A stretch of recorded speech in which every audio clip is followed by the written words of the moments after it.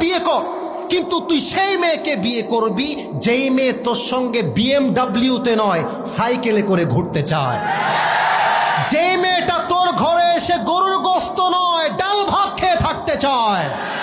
আরে তুই সেই মেয়েকে বিয়ে করবি, গোস্ত হবে 2 পিস, তুই খাবি 1 পিস, তোর বউ খাবে 1 piece. That is the solution যুবক ভাইয়ের আমার, বলো।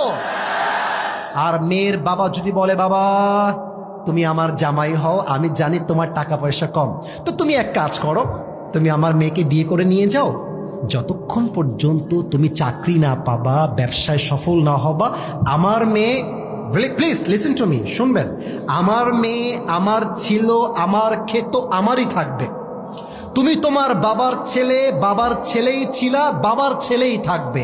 আমার মেয়ে আমার ঘরে খেত, আমার টাকায় চলতো, আমার টাকাতেই চলবে।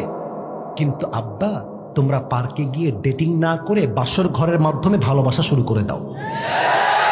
লাভ কি দেখেন, লাভ কি দেখেন, মেয়েটার হালাল বিয়েটাও হয়ে গেল, যুবকটার উপরে টাকারও চাপ আসলো না। এদিকে যুবক যখন সফল হয়ে যাবে, আর দরকার হলে আমি আমার বউকে হেলিকপ্টারে করে আমার বাড়িতে সাজায় নিয়ে আসবো যুবক ভাইয়ারা আমার। কিন্তু বিয়েটা সহজ করে দেন আল্লাহ। আমার আব্বাজানদেরকে, আমার প্রিয় মা বোনদেরকে বোঝার